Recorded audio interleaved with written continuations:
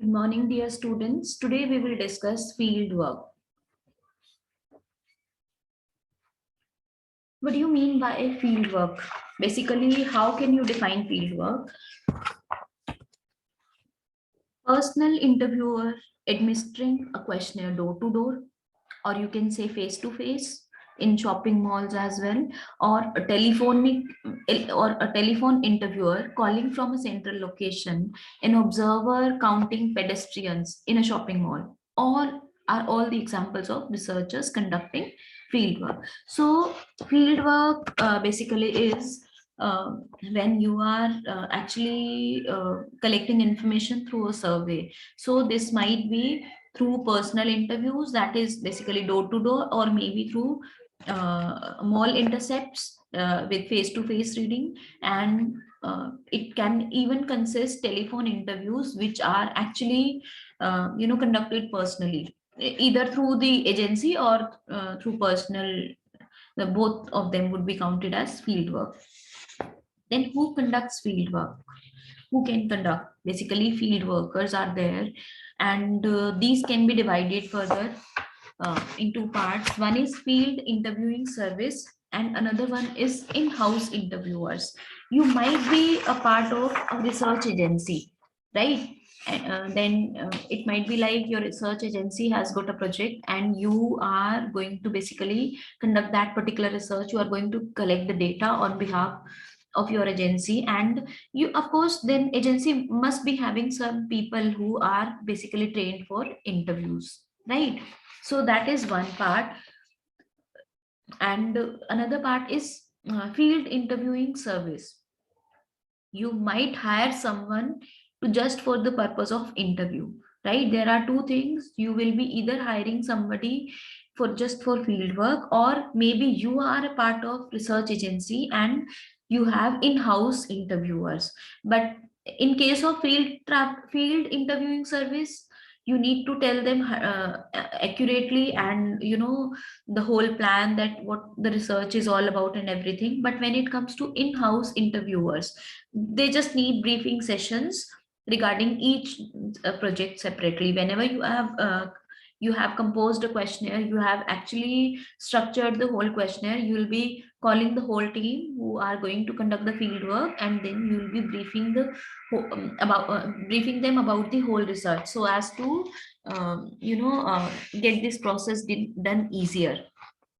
When it comes to field interviewing service, generally in what happens is, you generally pay them like either they are paid on hourly rate or maybe per interview basis. That depends on how you have hired them. Like you might have hired just one agency and you will be paying them per for all the data collected for you, right? Or you might hire people separately and then train them for field work. Then you can pay them per questionnaire as well, right? Or you can collect 5 people, 10 people together, and you can tell them that you have to collect responses from this area, from that area, and that, like that. You might have thought like you have 100 questionnaires per field worker, and you will be paying them a lump sum amount of money. Like you can count it as like per questionnaire plus something like some advantages, like you might tell them that you will be paying for their food, for their travel, if they provide you the bill, something like that. They might become happy and do your work more efficiently then, right? So these are two kind of the things. Field workers can be available through field interviewing service, and second one is, if you are a part of research agency, then you have in-house interviewers and you will be providing them briefing sessions. Briefing sessions basically are like telling them about the whole research process, making sure that they know each and everything related to research, which is going to help them in the field work. In-house training, how would you go about in-house training once you have hired them? First of all, you will be telling them how to make initial contact. We'll discuss them with different slides later. Then probing, how to probe about about a few questions so as to get good answers.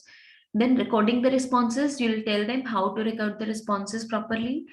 Then how, what are the art of asking questions in different ways. And then how to terminate the interview. Terminated interviews are equally important as like making the initial contact with the interviewers. So let us discuss these five things one by one. Making initial contact during the interview. How would you make initial contact during the interview? This is really going to, decide whether it would be like foot in the door or door in the face. I hope everyone understands foot in the door means you are in and you are actually taking the interview. Door in the face means somebody has closed the door on your face and they actually denied, you can say, about the for the interview, right? So this has to be decided by the initial contact, right? How you make your initial contact is very important in case of interviews. So you can always start with good morning, good afternoon, my name is so and so. For example, if I have to go to someone for my own research work, then I might start with like this. Good afternoon, my name is Dr. Priyanka Garg. I am doing research from Punjab University, something like this. I will brief them about my research, like I am working on corporate social responsibility. What do you think companies should do regarding this? Do you think they should do something for society or not? I might elaborate more. But when you hire someone for field work, you have to tell them exact, exact lines, so as to give a brief about that, about the project, about the research, because they might, field workers generally do not know about everything related to research. So even if they are trained field workers, still, as according to project, their initial contact might vary, right? Then asking questions. How would you ask the questions? You have to tell them. Like interviewers should be asking questions exactly as worded. Sometimes a researcher might have molded the question differently due to some reason related to research. So you should not mold the question as per the as per you, at least not initially. When respondent doesn't understand the question, then you can mold it in your language, or maybe in the language respondent might easily understand. Then you have to read each and every question slowly so as to seep in the mind of respondent, so as to get the proper response. Ask all the questions in proper order, because researcher has decided the order um, for some reason, and this is very important in case of questionnaires, that you go with the proper layout and proper order. We have discussed it. We use funnel technique sometimes, like asking general questions in the start and specific questions in the end. So interviewer must be asking questions in proper order, otherwise this might lead to maybe some leading and loading questions as well, right? So this might create some bias. So questions should be always asked in a proper order. Then you have to ask every question. You have to tell the interviewer that you are going to ask every question, even if you don't get response of one or two or three similar questions, still you have to ask every question. Then only we will get to know how many people were actually able to, or maybe willing to reply to this question. Otherwise, if interviewer is not asking the question, then we will not get to know anything about it, right? So repeat questions that are not understood. You have to tell interviewers that you have to have very good patience while asking the question. Sometimes they might not understand the question. Sometimes they might, respondents might, not be willing to answer the question. So you have to tell them that you have to be very patient with them, and you have to repeat the question when you feel like that is not understood, right? So as to get the proper responses. Next step is probing. Probing means basically sometimes when you feel like that respondent is not answering to a particular question, you can, change the language. For example, verbal attempts made by a field worker when the respondent must be motivated to communicate his or her answers more fully. I mean, you have to make some verbal attempts. You have to ask them questions either differently, or you might give them some examples so as to make them question uh, properly, plus to motivate them so as to get the reply. Sometimes people are not willing to answer everything, so you have to probe. You might ask some related questions, or you might mold the question differently. Probes enlarge and clarify. Sometimes you might ask related question and the respondent get to know, yes, this was the reply for the previous question. So probing always help. It enlarges and it really clarifies the questions. How it can be done more beautifully? You can repeat the question. That is one thing in case of probing, right? Then you might just become silent for some time. You might give them some time, right? And that is also possible sometimes, right? You just be silent and you might get reply in few seconds. Or you can repeat the reply, maybe some other questions reply, so as to get a good answer for the question in hand. Or you can ask some neutral questions in between, which might not be a part of the questionnaire, but you are just asking. Or maybe you can ask this next question, and or you can just ask, okay, what do you do, what kind of job you do, or something like that. Or you can just normally ask about the area, for example, how to go out from this particular sector or city, something like that. And then the respondent might answer the original question later. So these are the tactics we should use. We can either repeat question, we can be silent for some more time, we can repeat the reply of the same question or maybe the previous question, or we can ask some random question, neutral question, just for the sake of extending our stay at the place so as to get the reply. This is also a kind of silent probe. Then how to record the responses? This is really very important, because we have done a lot of hard work, right? Like we have structured the questionnaire, we have hired field workers, right? We have trained them. Now we need to get the responses done, right? Suppose I am interviewing people, but I forgot to record the response. Then how was it? It was none. It was null, right? I did all the hard work, but could not record the responses. Then it would be of no use to me. That is only beneficial in case of exploratory studies. That might help. But otherwise, when my job was to record the responses for a questionnaire and it was not done, this is not done. So we have to be very specific about recording the responses. We can brief the interviewers like, you have to record responses during the interview. That is most essential part, because after the interview, a researcher or say field worker might forget the answers. So one thing is very carefully told to them, that they should be recording the responses uh, at that particular time only, at the time of interview only. Then use the respondent's own words. You have to request field worker, you have to instruct them that you have to record everything in respondent's words, not in your words. Then do not summarize or paraphrase the respondent's answer. You don't have to summarize, you have to actually write what they said. You have to include everything that pertains to the question objectives.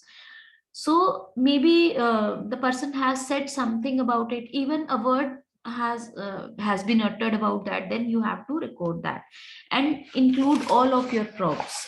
You have to tell the interviewer that you have to use all the probing techniques to get the answer out of people or out of respondents. Then how to terminate the interview? This is very important, because interviewing is a skilled occupation basically, right? So you should always know like how to terminate the interview, because avoiding the hasty departure is also a very good is a part of courtesy sometimes, right? So you should be terminating the interview by telling them about something, related to the responses as well as about the research. You can just generally tell them like, you actually gave good answers. It was really helpful, and we will let you know if we need further help in this project or something like that. You have to terminate the interview very beautifully. Like in while terminating the interview, we tell the researchers that how to close the interview and exit household, and re-interviewing may be required. You have to tell them both the things, that yes, it was a very good job done from your side, you did well, and then you might tell them if we need further help, we will contact you later. Again, then field management. When it comes to in-house trainers, then you have your own interviewers, right? But sometimes even after having your own team of interviewers, or if you are choosing an agency for the field, for the work of field work, even then you have to select people very carefully, like who are actually going to interview in the field, right? So this is more or less like you have to decide as per the project, as per the research, that what kind of the people you need. You might even go with this thing, like whether you need more males or more females for the particular study, or you might need younger persons to conduct the study, or you might need people of age 40 to 45 for the study. It depends on the kind of topic you have for your research, right? That how what kind of the people you will be selecting. Then second step in field management is you have to train them properly as per the research work. Your research might be something related to some sensitive topic, then you have to train them more, because if you are researching on normal topic, then you do not have to worry about that a lot. But if your research is on a sensitive area, sensitive topic, then you have to train them more properly. Then you have to supervise them. If you are not supervising something, then there are more chances of mistakes in that. So you have to supervise them properly. And if you notice that they are not doing their job properly, you can control them by telling them their mistakes, so that they get to know that yes, they are being supervised. And you can tell them, if you do not get the interviews like questionnaires filled, then you might not pay them or something like that. It depends on from person to person, that how would you control them, either through monetary incentives, or maybe through the behavior, or maybe just by talking to them normally. It depends from person to person and the kind of job. Yes. What do you mean by interviewer cheating? Interviewer cheating can be either filling in fake answers or falsifying interviews, or they might not go anywhere.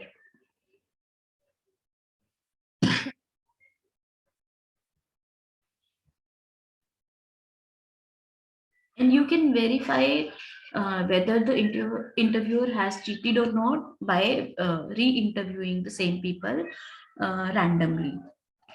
Maybe you have hired an interviewer for maybe interviewing 1,000 people. You can randomly choose 10 or maybe 5 people, or maybe 20, more than 10 people for re-interview, and you'll get to know whether they were interviewed before or not, and what kind of the responses they provided, right? That can be one thing. And when you tell them that they are being supervised, they generally do not cheat.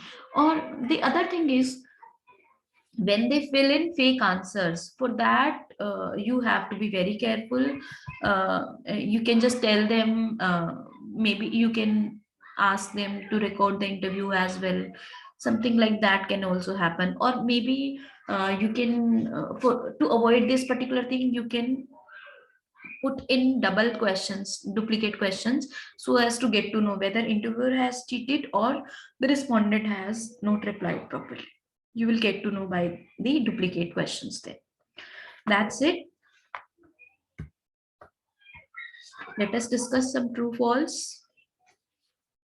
Number one, in field research, the data collection process is typically conducted by the same person who designed the research study. Is it? No, it generally is not. Like it, the actual data collection process is rarely carried out by the person who designs the research. So it is a false. Second is, a field research project is no better than the quality of data collected in the field. Yes, 100% true. It depends on 100% on your data collection. So that is why we put in a lot of emphasis on field research. Then in field research studies, the people who collect the data are typically better educated than the people who design the research studies. No, it's actually opposite. They can be sometimes better educated, but they are generally they are not. So it is a false. Field interviewing services are research suppliers that specializes in gathering data. Yes, field interviewing service is basically for gathering data collection services. So it is true. Fifth is, normally interviewers should be healthy, outgoing, and well groomed and trained. Yes, because if they are not well groomed, if they are not being tailored for the particular research you have, then you will not be able to get good responses, because asking the questions, probing them, everything is in the hand of interviewer now. So it is true. Sixth is, an important aspect of the field interviewer's job is to establish rapport with respondents. Is it? Yes, it is very important. So it is true. The goal of field interviewer training sessions is to ensure that each respondent is provided with common information. Yes, this is the basic goal. So it is true. It is an ethical issue for the interviewer to tell the potential respondent the correct expected length of the interviewer session. Yes, it is. It actually is an ethical issue. So it is true. Next, nine, the foot in the door technique begins with a large initial request that nearly everyone will react negatively, followed by a second request for a smaller favor. No, it is actually the door in the face technique. Foot in the door is there is no such technique for this. So it is false. Foot in the door means you have actually entered and you are interviewing. But when we say door in the face, that means they are actually saying no, which is actually the same technique written here. So it is a false. 10th, one major rule for asking questions is to ask questions exactly as they are worded in the questionnaire. Yes, 100% true. Some questions. Describe the role and job requirements of a field worker. What they do actually, field workers gather research information and data in the field, and accordingly they should be, like we just discussed in true false as well, they should be healthy, outgoing, and they should be tailored properly, they should be well groomed, and so many things you can list down, and you can even give an example here. Second is, list the skills to cover when training in experienced interviews.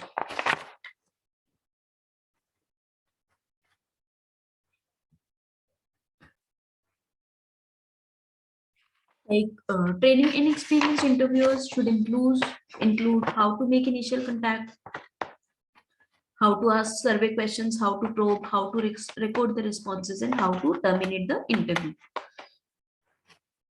Discuss probing techniques, tactics interviewers can use when respondents give no answer, incomplete answers, or provide an answer that needs clarification. We have discussed 4 probing techniques and you have to explain them.